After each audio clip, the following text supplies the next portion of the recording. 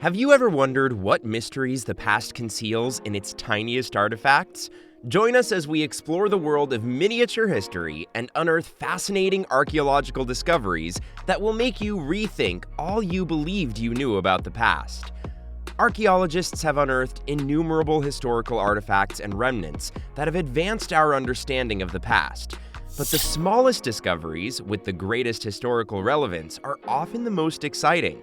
These microscopic findings, ranging from tiny tools to miniature sculptures, have fascinated specialists and amateurs. We'll look at some of the tiniest archaeological finds ever made in this video, and the tales that go with them. As we explore the world of miniature history, please sit back, unwind, and prepare to be astounded. Let's begin. The Hobby Lobby artifact. The Hobby Lobby relic is a little clay bulla, which the craft retailer Hobby Lobby bought from an antiquities dealer in 2014. The bulla, which has a diameter of just 0.6 inches, is thought to have existed about 600 BC. A bulla was a prehistoric clay seal used to imprint something, usually a document or container, to secure or label it. In the ancient Near East, particularly in Mesopotamia, administrative documents inscribed on clay tablets were sealed with the bulla. As part of a settlement with the U.S. Department of Justice, Hobby Lobby agreed to return the bulla to the Iraqi government after discovering it had been unlawfully smuggled out of Iraq. To protect the cultural history of humanity, it is crucial to ensure that ancient objects are sourced and purchased ethically. The Nimrud lens. One of the most significant towns of the Assyrian Empire in the 9th and 8th centuries BC was the ancient Assyrian metropolis of Nimrud, which is now in modern-day Iraq. The city was well recognized for its magnificent temples, palaces, and statues. It served as a hub for study and culture. Because it sheds light on the ancient Assyrians' technological advances, the finding of the Nimrud lens at the site is noteworthy. While some scholars think the lens may have been used to focus sunlight on igniting fires or for metalworking, others suggest it may have been used to magnify items like text or artwork.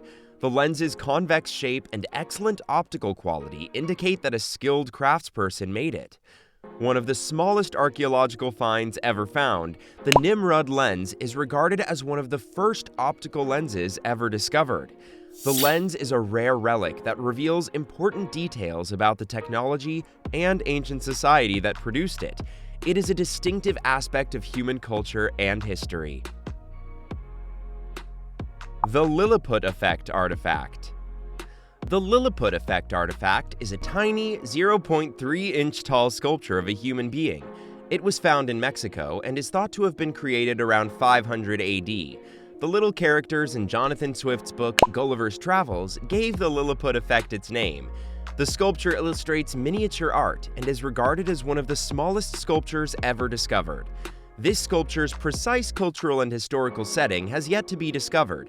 However, it is considered related to Mesoamerican cultures like the Maya or Aztecs. Despite being small, the sculpture is extremely detailed and is composed of a hard stone, most likely obsidian. Standing and covered in minutely detailed ornamentation, the figure is shown wearing a headpiece, jewelry, and clothing. The sculpture's diminutive size raises the possibility that it was made as a votive offering or a symbolic object rather than a useful product. The miniature bead. The tiny bead, known as a miniature bead, has a diameter of about 0.1 inches and was found in a cemetery in the ancient city of in modern-day Iraq. The beads are thought to have been created circa 2500 BC and may have served as jewelry or money. An important Sumerian city-state in prehistoric Mesopotamia, was renowned for its highly developed civilization and extensive cultural legacy. The finding of the tiny beads at the location is significant because it sheds light on the Sumerian people's material culture. The beads are extremely little, but also highly created, with some having elaborate patterns and motifs. They are constructed of various materials, including shells, glass, stone, and precious metals. The beads' diminutive size raises the possibility that they were once utilized as a valuable form of jewelry or money. Tiny tools. The term tiny tools describes a collection of tiny implements found at a Neolithic site in modern-day France. A 0.2-inch long flint blade is among the tools and other tiny implements, like scrapers, drills, and piercers. They may have been employed for tasks like weaving or woodworking, dating back to roughly 4000 BC. The small flint blade is a great illustration of ancient crafters' craftsmanship and ability. Flint, a sedimentary rock that can be carved and sharpened to create a cutting edge, is used to construct the blade. Even though the blade is extremely little and delicate, it is nonetheless sharp and useful. This shows that the ancient humans who created it possessed a high level of technical expertise and material knowledge. The miniature pottery. The miniature ceramic is a tiny pottery jar with a height of only 0.8 inches. It was found in Mexico and is thought to have been created around 1000 AD. It is regarded as one of the smallest clay vessels ever discovered and depicts a human face in great detail. One of the earliest innovations made by humans, pottery was crucial in the rise of human civilization. The finding of miniature pottery is significant because it sheds light on ancient culture's aesthetic and technological prowess. Clay, a frequent pottery component, was utilized to create the tiny pottery cup. Despite being small, the vessel is intricately crafted and ornamented.